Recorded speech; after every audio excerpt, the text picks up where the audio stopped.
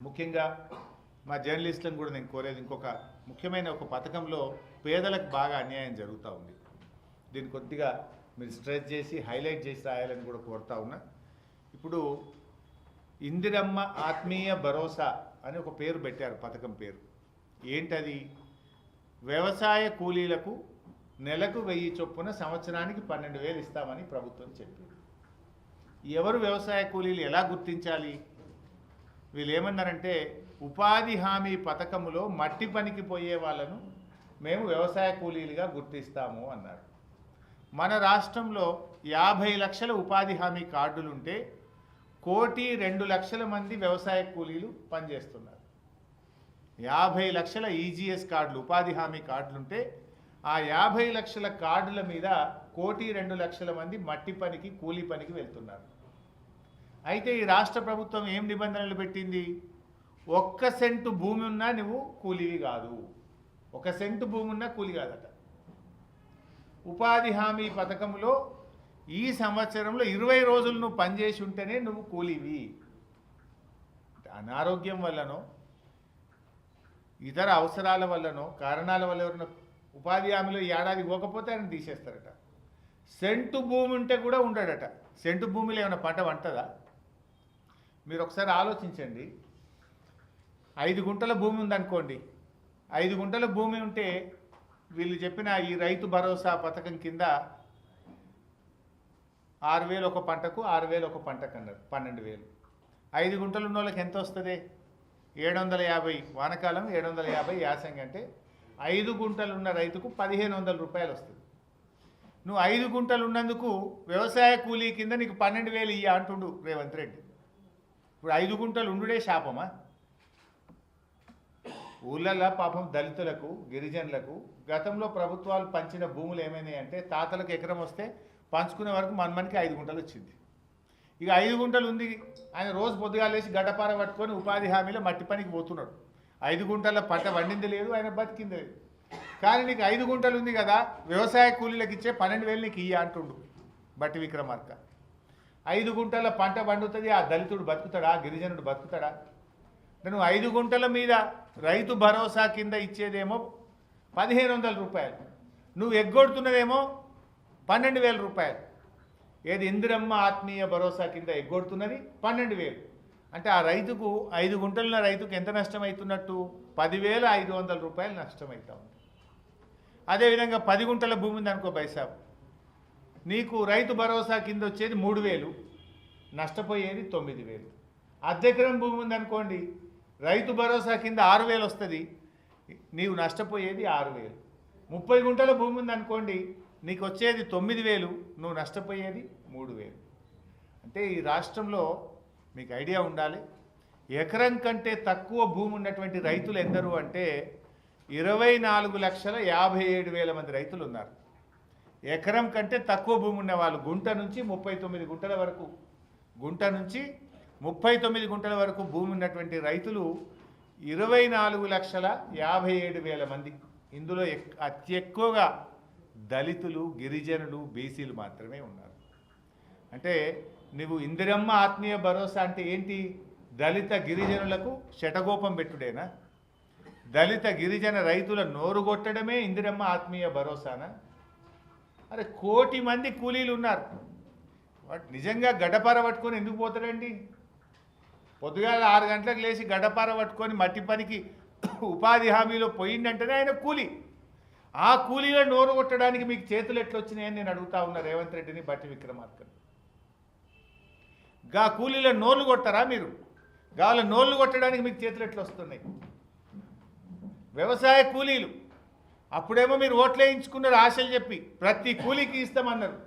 ఇప్పుడు 1 కోటి మంది కూలీలు ఉంటే 10 లక్షల మందికే ఇస్తామంటున్నారు. అంటే 90 పైసలు ఎగబెడుతుండ్రు, 10 పైసలు ఇస్తారట. 90% ఎగ్గొడుతుండ్రు 1 కోటి మంది కూలీల్లో. ఏమని? నువ్వు 20 రోజులు పని చేయలే, నీకు గుంట భూమి ఉన్నది, నీకు 5 గుంటల భూమి ఉన్నది అని రకరకాల కారణాలు పెట్టి వాళ్ళకు కోతలు పెట్టే ప్రయత్నం చేస్తున్నారు. ప్రభుత్వం నిజాయితీగా ఆలోచించండి. ఎకరం పైన భూమి ఉన్నదంటే వాళ్ళకి 12,000 రూపాయలు రైతు భరోసా కింద వస్తున్నది. కానీ ఎకరం లోపు ఉన్న రైతులు నష్టపోతున్నారు. అంటే ఇప్పుడు 5 గుంటలు అమ్ముకోవాలన్నా మీ దృష్టిలో? ఉన్న 5 గుంటలు అమ్ముకొని ఇక నాకు భూమి లేదు 12,000 ఇవ్వమని మీ గవర్నమెంట్కి దరఖాస్తు పెట్టాలనా? What you mean? ఇది కనీసం ఎవడన్నా మెడ మీద తలకాయ ఉంటూ చేసే పని ఇది? అరే 5 గుంటల భూమి ఉంటే నీకు ఎగబెట్టి అంటావండి. పొద్దుగాలేసి గడ్డపార పట్టుకొని రైతుల పొలాల్లో పోయి నాట్లేసి కూళ్ళు చేసి వాళ్ళు మట్టి పనికి పోతున్నటువంటి వాళ్ళు నువ్వు కూలివి కాదు నీకు ఇయ్యను అంటే నువ్వు ఇష్టం లేకపోతే పథకం ఎగబెట్టు. తప్పైందని చెంపలేసుకొని క్షమాపణ చెప్పు.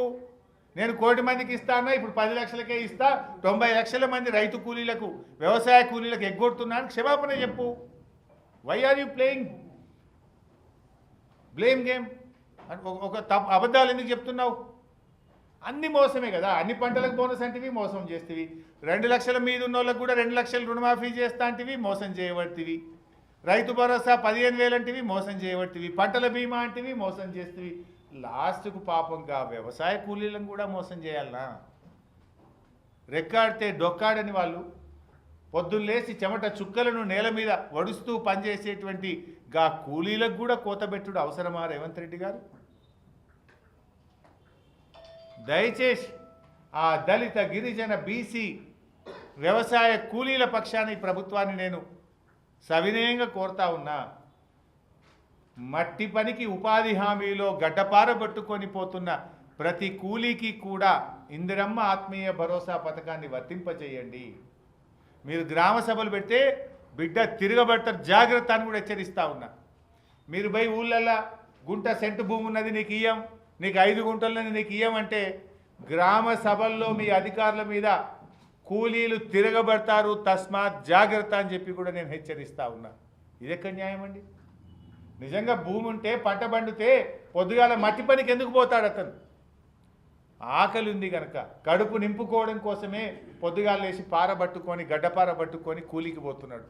ఆయనకు కూడా ఏదో అసైన్డ్ భూమి తాతలు తండ్రుల నుంచి గుంటో 2 గుంటలో 5 గుంటలో 10 గుంటలో వస్తే వాళ్ళను కూడా ఇందులో తీసివేయడం అనేది సరి అయిన నిర్ణయం కాదు.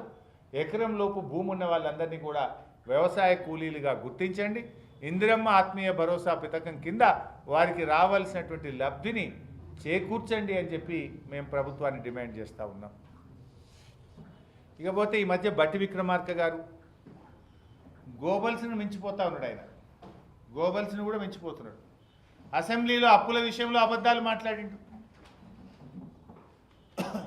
బీఆర్ఎస్ హయాంలో జరిగిన అప్పు కేవలం 4,17,000 కోట్లు మాత్రమే. కానీ 6 లక్షలని 7 లక్షలని 8 లక్షలని పూటకో తీరుగా బట్టి గారు మాట్లాడినారు. నిన్న మహబూబ్ నగర్ జిల్లాకు పోయింది బట్టి గారు. నాగర్ కర్నూలులో నిన్న మాట్లాడుతూ అట బీఆర్ఎస్ హయాంలో ఒక్క ప్రాజెక్టు పూర్తి కాలేదట, 1 ఎకరానికి నీళ్ళు ఇవ్వలేదని మాట్లాడతాడు. మాట్లాడేటప్పుడు కొద్దిగా సోయన్న ఉండాలి. నువ్వు నిలబడ్డ నాగర్ కర్నూలులో, మీరు మాట్లాడిన మహబూబ్ నగర్ జిల్లాలో బీఆర్ఎస్ హయాంలో 4,000 కోట్లు ఖర్చు పెట్టి 6,50,000 ఎకరాలకు నీళ్ళు ఇచ్చాం. నువ్వు 1 ఎకరానికి నీళ్ళు ఇవ్వలేదంటే 6.5 లక్షల ఎకరాల్లో ప్రతి పంటకు నీళ్ళు వచ్చే రైతులు నిన్ను ఏమనుకుంటారు? బట్టి విక్రమార్క గారు, మీ గౌరవం ఏమైనా ఉంటుందా? నువ్వు మాట్లాడిన ఒక మహబూబ్ నగర్లోనే 6.5 లక్షల ఎకరాలకు నీళ్ళు ఇచ్చాం, ఎన్నో ప్రాజెక్టులు పూర్తి చేశాం. మీరు పడావు పెట్టిన పండబెట్టిన ఆర్డీఎస్కు పూర్వ వైభవం తెచ్చినాం. తుమ్మిళ్ళ లిఫ్ట్ పెట్టి ఆ ఆర్డీఎస్లో 40,000 ఎకరాలకు నీళ్ళు ఇచ్చాం. చెక్ డ్యాములు కట్టాం, చెరువులు బాగా చేశాం. కల్వకుర్తి, నెట్టంపాడు, భీమా, కోయిల్ సాగర్ ప్రాజెక్టులలో పరుగులెత్తించి 6.5 లక్షల ఎకరాలకు నీళ్ళు ఇచ్చాం. బట్టి గారు మాట్లాడతారు 1 ఎకరానికి నీళ్ళు ఇవ్వలే, 1 ప్రాజెక్టు పూర్తి కాలేదని మాట్లాడితే ప్రజల్లో మీరే పలచన అవుతారు.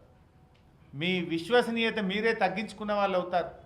ప్రజల్లో గౌరవాన్ని కోల్పోతారు. సోయి తెచ్చుకొని మాట్లాడండి. కావాలంటే నేను బహిరంగ చర్చకు సిద్ధం. బట్టి గారు, 1 ప్రాజెక్టు పూర్తి కాలేదు, 1 ఎకరానికి నీళ్ళు ఇవ్వలేదని నువ్వు అన్నావు కదా, ఎక్కడికి రమ్మంటావు? మధిరకు రమ్మంటావా? ఖమ్మంకు రమ్మంటావా? సెక్రటరియట్కు రమ్మంటావా? మీ ప్రగతి భవన్కు రమ్మంటావా? లేదు ఏ మీడియా ఆఫీస్కు రమ్మంటావో చెప్పు, నేను వస్తా. 1 ఎకరానికి నీళ్ళు ఇవ్వలేదని నువ్వు అన్నావు, 1 ప్రాజెక్టు పూర్తి చేయలేదన్నావు కదా. ఎన్ని ఎకరాలకు నీళ్ళు ఇచ్చినామో, ఎన్ని ప్రాజెక్టులు పూర్తి చేసినామో లెక్కలతో సహా నేను వస్తా. మీరు సిద్ధమా అని నేను అడుగుతా ఉన్నా. ఒకవేళ తప్పైతే గౌరవంగా హుందాగా నేను తప్పు మాట్లాడినా పొరపాటు మాట్లాడినా నా పిఆర్ఓ తప్పు రాసిచ్చిండని చెప్పి క్షమాపణ చెప్పండి.